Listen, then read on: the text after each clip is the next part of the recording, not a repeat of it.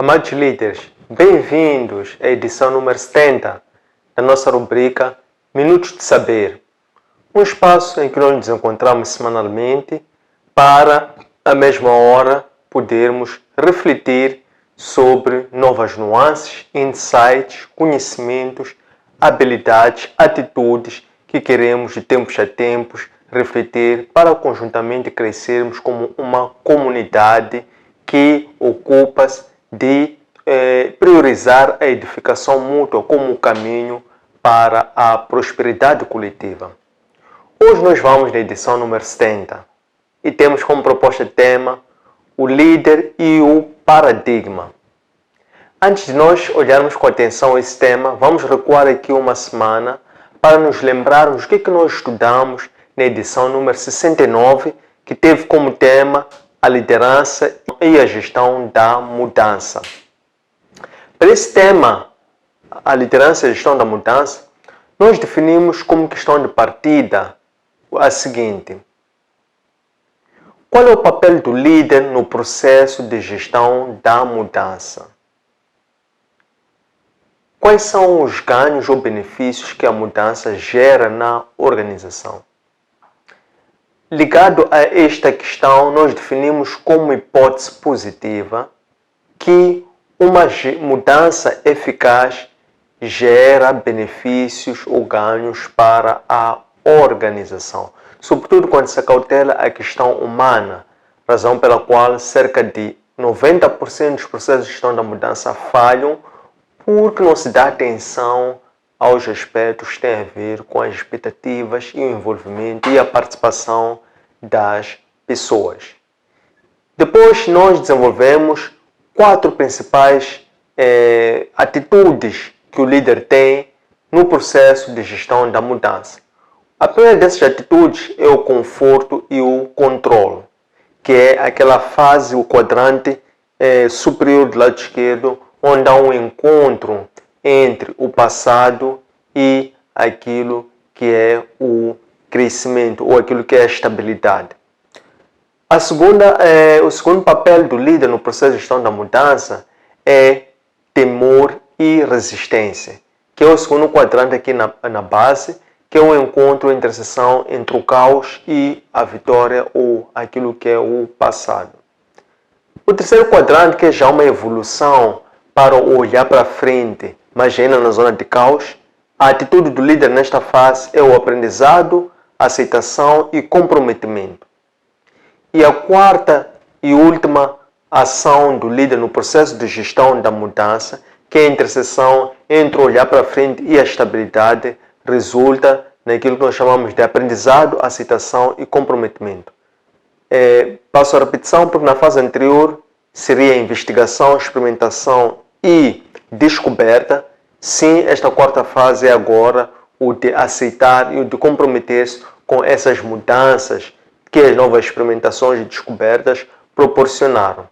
E por fim, nós trouxemos como uma reflexão na base da lei canone o livro do Apocalipse, capítulo 10, versos 9 até 11, onde o apóstolo João vai até o anjo forte e recebe o livrinho e depois aceita a instrução que o anjo deu-lhe de receber e engolir o livro. Fazendo assim, ele estava a aceitar novas missões, do que resultou numa sensação agridoce. Efetivamente, o livrinho foi doce como mel à boca e foi amargo às entranhas. Vamos de seguida então olhar para o tópico 2, edição número 70, e hoje vamos estudar sobre o líder e o paradigma. Em forma ou em jeito de metodologia que nós vamos recorrer para fazermos esse nosso estudo, vamos manter a mesma estrutura que nós temos aplicado até esta parte. E vamos efetivamente começar com uma questão de partida que vai nos remeter a dar uma visão sobre o que nós pretendemos trazer como resposta para o tópico o líder e o paradigma. Associado à questão de pesquisa, vamos logo apresentar ou formular uma hipótese positiva que é diretamente ligada a esta questão de partida e através desta hipótese nós vamos perceber qual é o caminho que nós vamos explorar dentre vários possíveis cenários de abordagem desse mesmo tema. E depois, sim, de seguida, na base de um livro do autor chamado Stephen Covey, vamos ver então 7 passos ou 7 etapas que correspondem ao como é que se desenvolve um novo hábito. E isto é na base de um livro que é Os 7 Hábitos de Pessoas Altamente Eficazes. Então nós vamos perceber quais são esses 7 hábitos que as pessoas altamente eficazes devem seguir para mudarem de paradigma, que basicamente é de evoluir de uma mentalidade, de um mindset de ganho pessoal até uma outra mentalidade de mindset que é do ganho coletivo. Então, vamos agora prestar atenção para esse estudo que, como sempre, vai culminar por fim com a apresentação de um pensamento, de um ensinamento, de uma lição na base da Lei Canone, livro de Apocalipse. Vamos olhar hoje para o seu capítulo 14, sobretudo na parte que fala sobre o Evangelho e o juízo final e como é que esta lição se enquadra com o que nós vamos tratar no dia 2. Então vamos agora prestar atenção à nossa aula. E a questão de partida ligada ao tema, o líder e o paradigma, é o seguinte.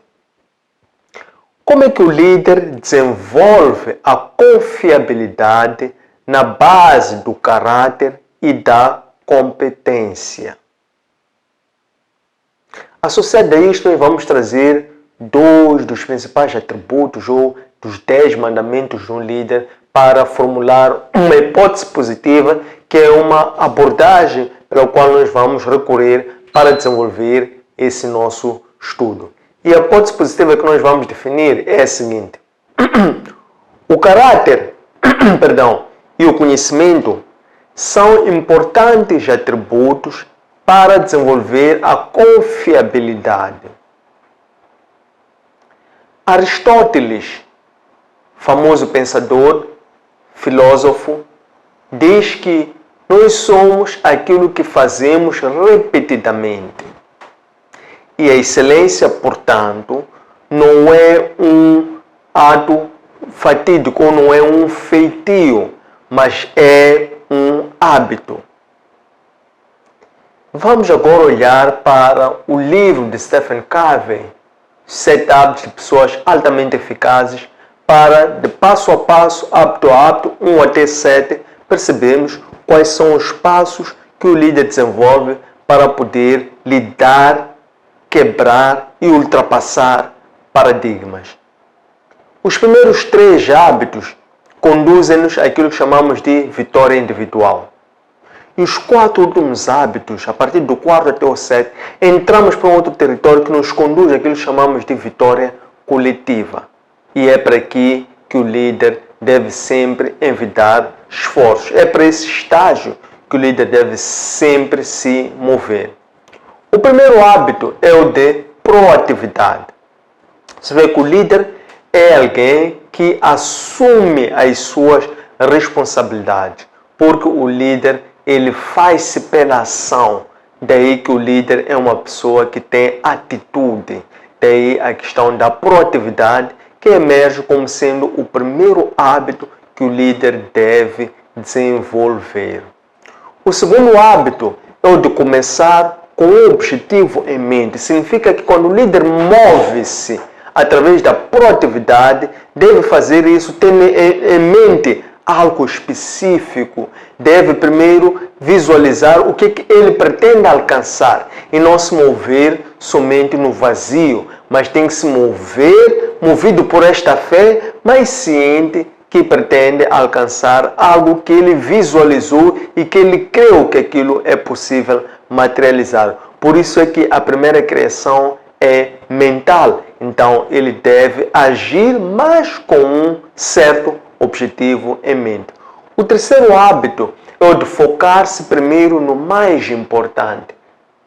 Estamos a falar aqui já é de tarefas que vão nos conduzir ao objetivo através desta proatividade que vai ser na base daquilo que nós temos como objetivo em mente, do que resulta é foco. O foco é a priorização de tarefas que nós devemos materializar, elencar, mapear, desenvolver para definirmos um rumo, um caminho e não possamos aqui perder-nos neste nosso mover. Quando nós instalamos estes 3 hábitos, então adquirimos a primeira vitória, que chamamos que é a vitória individual. E aqui a pessoa já torna-se um líder. Por quê? Porque adquire a sua independência.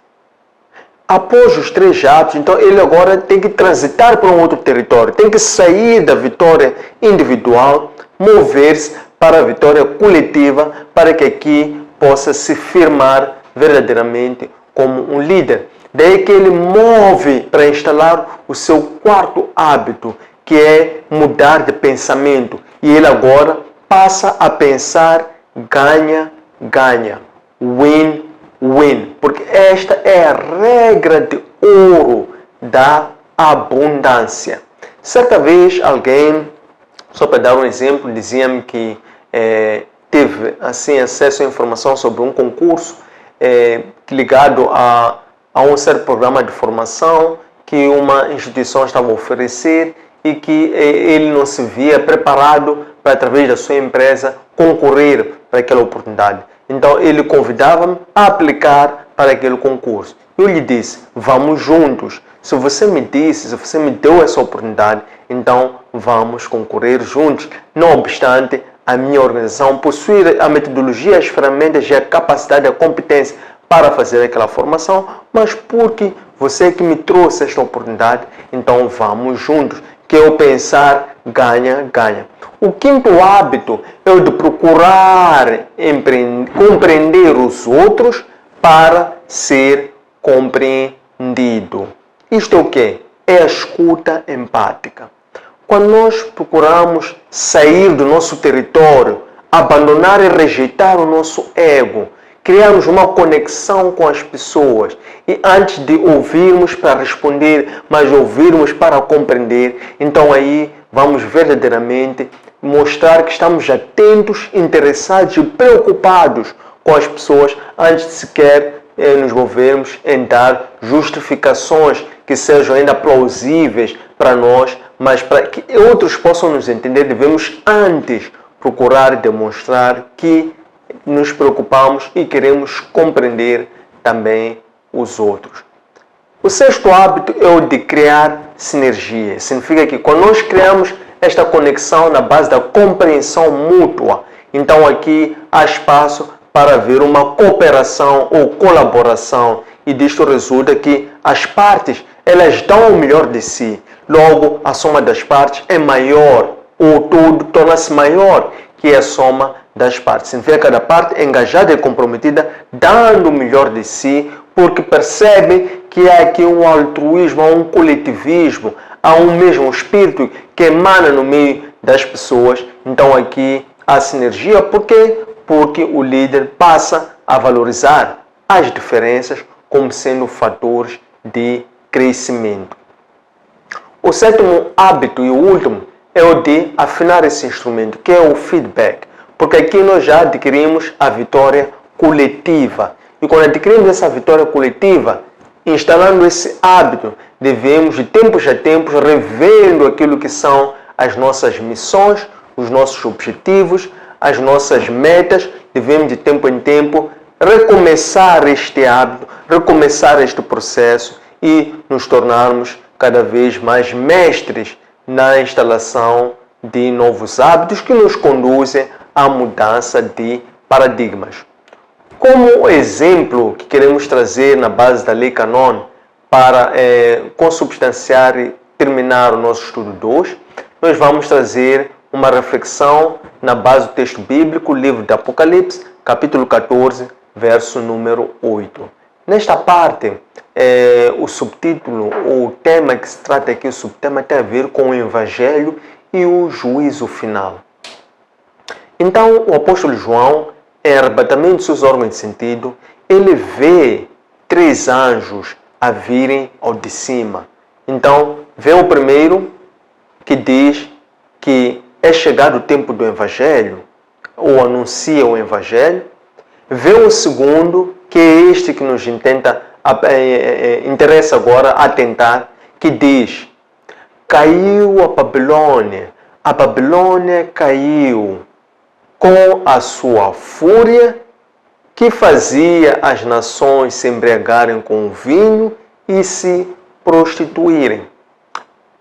O que nos remete isso? Remete-nos à idolatria, remete-nos ao paganismo.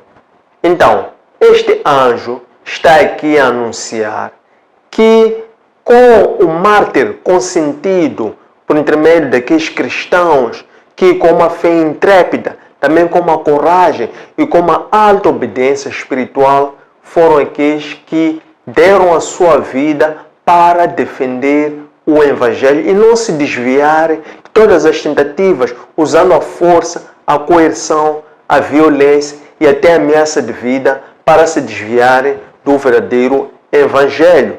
Isso foi fundamental para que naquela fase se pudessem vencer aqueles que eram os impostores, que daquela forma queriam não só tornar normal aquilo que era injustiça social, mas também contribuir para uma profanação da idolatria. E desta forma, então, este aqui é o testemunho que nós hoje adquirimos como herança dos pais apostólicos, para que hoje, como cristãos, também possamos fazer uso do Evangelho como uma arma para podermos denunciar e lutar contra a injustiça social e assim podermos reiterar a vitória sobre a Babilônia que foi anunciada pelo segundo anjo, que ela caiu. Tendo chegado a este ponto, queremos agradecer a vossa presença, pontualidade e interesse. Deixem ficar os vossos comentários sobre este tema. Encontre esta aula nos nossos arquivos digitais, distribuídos pelos seguintes sites: nossas páginas de Facebook, de Instagram e de YouTube, Antônio Sende LDA, nosso aplicativo para plataformas Android LOApp, e nosso webpage www.academiaservo.com. Espero que gostem, um abraço de luz e até breve.